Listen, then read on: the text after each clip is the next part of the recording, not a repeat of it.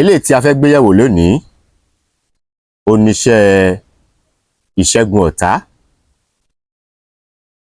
Àmẹ́ni nínú ẹni, àmọ̀yàn nínú èèyàn.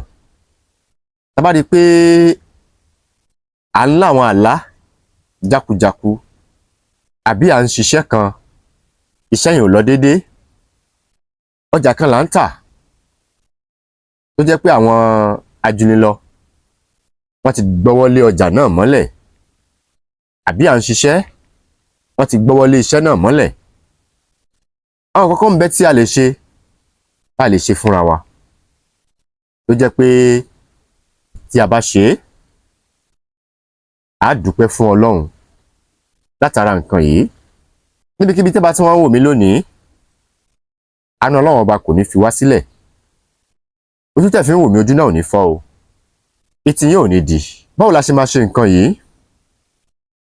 Nǹkan kékeré náà ni. Mo dúpẹ́ lọ́wọ́ yín tí ẹ ti subscribe sórí ètò yìí, ẹ ṣé o. Àbùdí ni tolókun, àbùdí ni ti ọlọ́ṣà, gbogbo wa pátápátá owó ò ní wọ́n lọ́wọ́ wa. Wọ́n rí pé bóyá a bá rí pé a rí àwọn ìpèníjà kọ̀ọ̀kan, à ń ta ọjà ò lọ déédéé, àbá àti ẹ̀ ń ṣiṣẹ́ ojú kan náà la wà, alálàkàlà tọ́ta bá pọ̀ lápọ̀jù, iṣẹ́ máa ń dàrú ni. Àtèmi àti yín, iṣẹ́ wa kò ní dàrú o. Àtàjèrè la máa tà. Wọ́n ń pe kinní kan ní èsúrú, tí gbogbo wa la mọ̀ tán ń pè ní èsúrú. Méjì lèsúrú, àbí kí n sọ pé mẹ́ta. Gùdùgúdù ń bẹ tó jẹ́ èsúrú gùdùgúdù, ìyẹn kọ́ la fẹ́ lò o. A ní èsúrú pupa, bẹ́ẹ̀ la ní funfun. Èyí tí a fẹ́ lò yìí ó ní èsúrú pupa.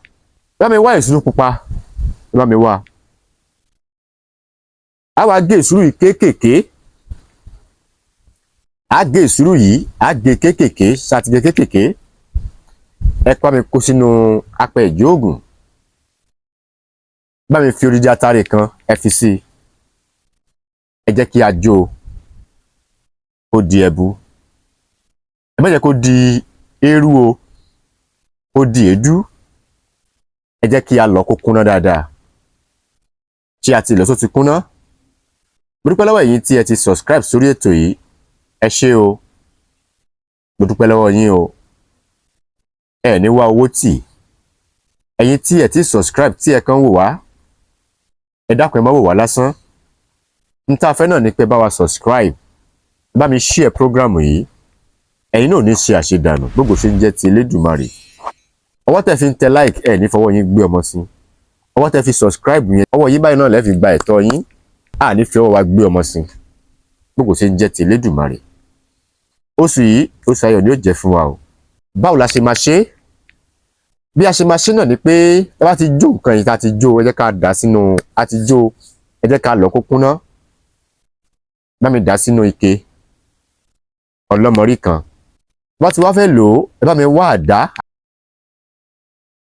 A wá gbé àdá kalẹ̀ lẹ̀ báyìí. Bí àpẹẹrẹ, àdá ni mo mú lọ́wọ́ yìí. A wá fi àdá sílẹ̀ lẹ̀. Bí àpẹẹrẹ, a fi àdá sí ilẹ̀ lẹ̀ báyìí. A ti fi àdá sílẹ̀ lẹ̀. Lẹ́yìn náà, a wá dúró lórí àdá yìí. A dúró sórí àdá. Ṣé a ti dúró sórí àdá? Tá bá ti wá dúró sórí àdá, a wá da ẹbu yìí, a dà sí ọwọ́ wa. Àtọmọ wa àtìyàwó wa, àtọkọ wa, gbogbo wa la lè lo iṣẹ́ yìí o. Kò yọ ẹnì kankan sílẹ̀. A wá dúró lórí àdá. Ẹbu tá a jó yìí, a wá dà sí àtẹ́lẹwọ́ wa. A wá da ògùn yìí, a dà sẹ́nu. Ẹ jẹ́ kí a mumi sí. Orí àdá ni a máa wà. Orí àdá ó ní a wà láti lo ẹbu yìí. Bá ti wá lo ẹbu yìí tán, a wá fàdá yìí yọ ní abẹ́ ẹsẹ̀ wa. Ó ti yé yín? Àdá nìyí, a ti dúró lórí ẹ̀ báyìí. A wá ra fàdá yìí yọ lórí abẹ́ ẹsẹ̀ wa. Bá ti wá fàdá yẹn lọ lórí abẹ́ ẹsẹ̀ wa, a máa fi àdá yẹn sá òfurufú. a máa pòyì a máa pòyì a máa fi sá òfurufú, a pòyì ní ẹ̀mẹ́ta, a máa fi àdá yìí sá òfurufú. Bá ti wá ṣe báyẹn tán, ó ṣeéṣe ká lálàá, kí a lálàá pé a wà lójú ogun, à ń bẹ́ àwọn ọ̀tá wa ní àdá, tàbí kí a lálàá pé a gbé ìbọn lọ́wọ́, àwa ń yìnbọn lójú oorun fún àwọn èèyàn kan. Ẹ má jẹ́ ká bẹ̀rù, àlá ìṣẹ́gun ni. Ẹ má fòyà, ẹ má bẹ̀rù, àlá ìṣẹ́gun ni. Bí ó ṣe jẹ́ nìyẹn o. Ẹni tó bá nífẹ̀ẹ́ sí àwọn àgbo wa lọ́lọ́kan òjọ̀kan, a ní àgbo infection, bákan náà a ní àgbo no gree jẹ̀díjẹ̀dí herbal flusher, high blood pressure, ẹ̀jẹ̀ ríru. A ní àwọn àgbo ní oríṣiríṣi. Ẹ lè fẹ́ pè mí, nọ́mbà tí ẹ máa pè mí sí, ó ní 080 39 33 6675, 080 39 33 6675 tàbí 081 35 03 51 98. Káfíńrè pàdé. Ẹ dákun má gbàgbé láti subscribe sórí ètò yìí. Ẹ bá mi share program yìí. Ẹ like, kí ẹ comment. Ojú ò ní tì wá o. A ní ṣe àṣedànù.